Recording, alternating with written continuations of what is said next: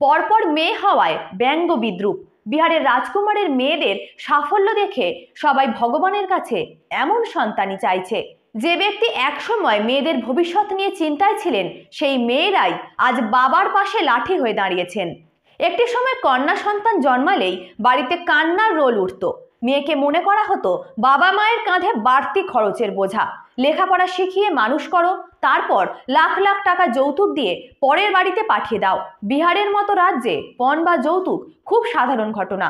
সেখানে তাই কন্যা সন্তান জন্মের সঙ্গে সঙ্গে পিতামাতার উদ্বেগ বেড়ে যায়। আজ সেই বিহারেই এক ব্যক্তি 7 মেয়ের দৌলতে রাজার মতো জীবনযাপন কাটাচ্ছেন। আসলে ওই ব্যক্তির 7 মেয়ে এবং প্রত্যেকেই পুলিশ অফিসার। বিহারের সারান জেলার বাসিন্দা রাজকুমার সিং, তার 7 মেয়ে এবং 1 ছেলে। রাজকুমারের পরপর 7টি মেয়ে হয়। প্রতিবেশীরা ঠাট্টা তামাশা করত, বলতো এবার খরচ করো। রাজকুমারের আত্মীয় স্বজনেরাও চিন্তায় ছিলেন, সব সঞ্চয় মেয়েদের বিয়ে দিতেই খরচ হয়ে যাবে। রাজকুমারের দুশ্চিন্তাও কম ছিল না। কিন্তু আজ রাজকুমারের ভাগ্যকে হিংসে করে পাড়া প্রতিবেশীরা। বলে হ্যাঁ, মেয়েকে মানুষের মতো মানুষ করেছে বটে। বিহারের সারান জেলার ছোট্ট গ্রামে থাকেন রাজকুমার।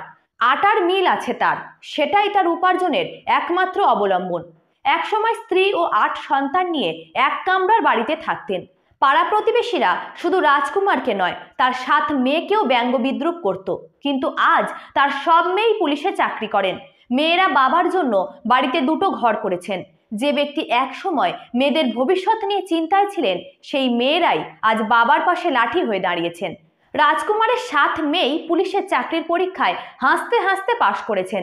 বড় মেয়ে রানী বিহার পুলিশে, দ্বিতীয় জন এসএসবিতে, তৃতীয় জন সোনি সিআরপিএফে, চতুর্থ জন প্রীতি ক্রাইম ব্রাঞ্চে, পঞ্চম জন পিঙ্কি আবাগারি পুলিশে, ষষ্ঠ জন বিহার পুলিশে কর্মরত এবং সপ্তম জন নন্নী কুমারী জিআরপিতে চাকরি করেন।